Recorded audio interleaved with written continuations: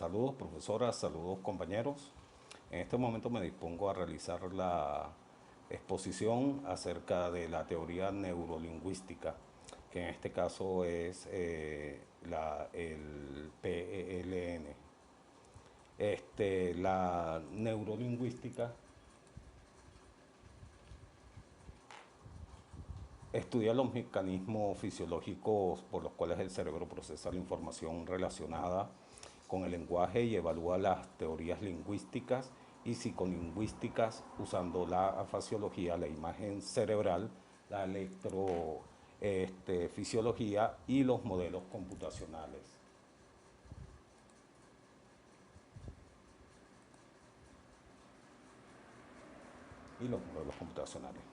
Las raíces de la neurolingüística en lo que respecta a la historia se encuentran en la fasiología del siglo XIX. El estudio de los déficits lingüísticos que ocurren como resultado de un daño cerebral. La fasiología intenta relacionar la función mediante el análisis del efecto de las heridas cerebrales en el procesamiento del lenguaje. Es decir, estudia cómo, cómo se ve afectado el pensamiento y el lenguaje cuando son dañadas, cuando se dañan las áreas asociadas a las mismas. En este caso, la teoría neurolingüística es la programación neurolingüística, el PNL. La programación neurolingüística, PNL. La programación neurolingüística es una estrategia de comunicación, de desarrollo personal y psicoterapia creada por Richard Bandler y John Grinder en la Universidad de California en la década de los 70. Sus creadores sostienen que una conexión entre los procesos neurológicos y el lenguaje y los patrones de comportamiento aprendido, es decir, la cognición, pero en este caso ellos llaman programación, afirmando que estos se pueden cambiar o programar para lograr objetivos específicos en la vida.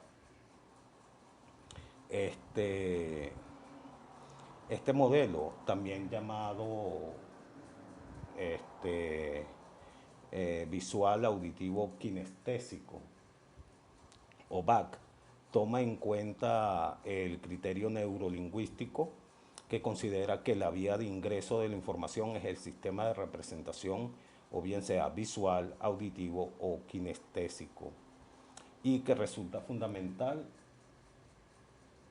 en las preferencias de quien aprende o enseña. Es decir, cada persona puede ser o visual o más visual que auditivo, o más auditivo que kinestésico, o más auditivo que visual y que kinestésico, o más kinestésico que visual y auditivo. Una persona este, que es visual, cuando se es visual, se piensa en imágenes, como por ejemplo la página de un libro, con la información que se necesita en un momento determinado. La persona se imagina la página y recuerda el contenido de la página y trae a su mente mucha información a la vez. La gente que utiliza el sistema de representación visual tiene más facilidad para absorber grandes cantidades de información con más rapidez y al mismo tiempo, y la capacidad de abstracción y la capacidad de planificar están directamente asociadas con la capacidad de visualizar. Las características de las personas que son visuales, en este caso que corresponden al ámbito de lo que es ser visual, son organizadas, son personas ordenadas, observadoras, tranquilas, se preocupan por su aspecto físico, su voz es más aguda, la barbilla levantada, se le ven las emociones en la cara, reflejan mucho las emociones, recuerdan lo que ven, por ejemplo, caras más no los nombres, se le hace más difícil. Son de las personas que por lo menos yo soy muy visual, y me sucede, veo una persona, sé que le conozco, más se me hace difícil recordar el nombre. Piensa en imágenes, visualiza, y visualiza de manera más detallada. Las personas que son más auditivas o la persona que es más auditiva, eh, cuando se recuerda, eh, se utiliza el sistema auditivo, cuando se recuerda utilizando el sistema auditivo, perdón, se hace de una manera secuencial. Es decir, si hay una interrupción en esa secuencia, ya la persona no puede reordenar todo lo que trataba de comunicar en un momento determinado o de recordar en un momento determinado. El sistema auditivo no permite relacionar conceptos o elaborar conceptos abstractos con la misma facilidad con que lo hacen las personas que son visuales, y además no lo hacen de manera tan rápida. Pero sin embargo, las personas que son auditivas es fundamental cuando se trata para el aprendizaje de idiomas o de la música. Las características de estas personas es que les gusta hablar solos, se distraen fácilmente, mueven los labios al leer, al realizar una lectura, tienen facilidad de palabra, no se preocupan especialmente por su aspecto este, físico, monopolizan la conversación, o sea, tienden siempre cuando están en grupos a llamar la atención, a tratar de llevar la conversación. Le gusta mucho la música, modulan el tono de voz y tienen un timbre, y también modulan el timbre de voz. Expresan sus emociones de forma verbal. También recuerdan lo que oyen, por ejemplo, los nombres, pero no las caras. Sucede al revés de lo que sucede con una persona que es visual. Este, la persona kinestésica,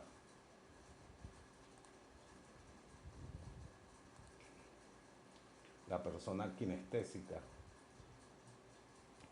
es aquella que cuando se procesa la información la asocian a sensaciones y movimientos, es decir, al cuerpo mismo.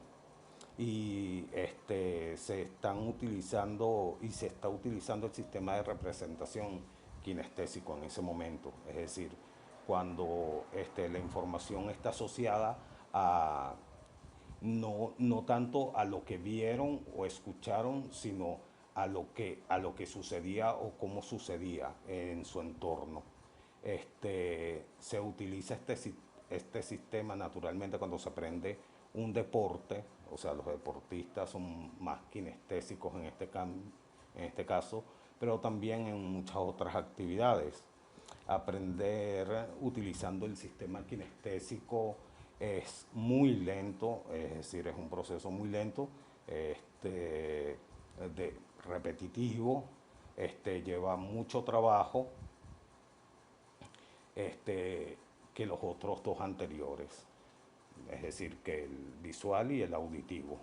Las características de las personas que son kinestésicas es que responden a las muestras físicas de cariño, les gusta tocarlo todo, es decir, cuando conversan con alguien normalmente están tocando a la persona, se mueven y gesticulan mucho, salen bien arreglados de casa, normalmente salen bien arreglados de casa, pero obviamente por esa inquietud, esa necesidad de moverse, de movilizarse, se arrugan muy rápidamente la vestimenta.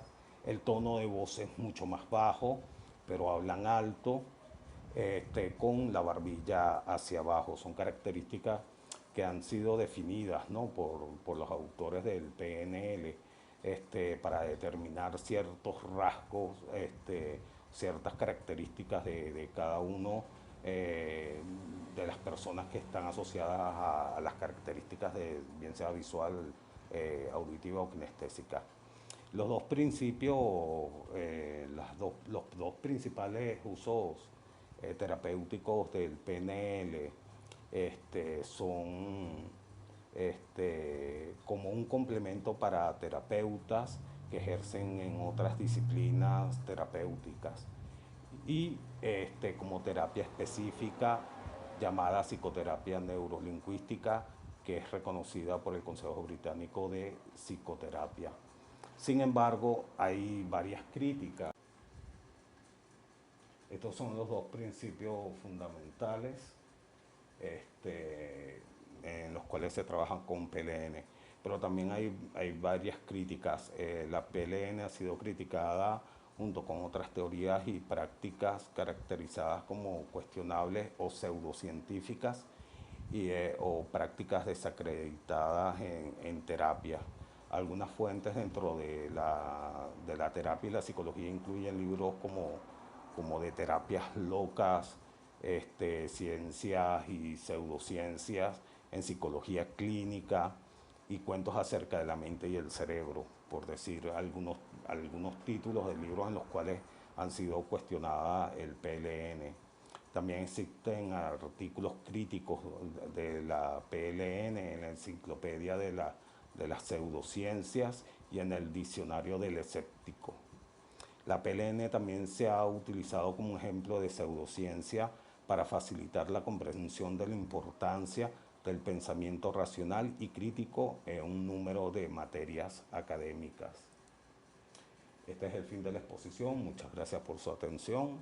Espero que la información suministrada haya sido la más adecuada. Gracias, profesora. Gracias, compañeros.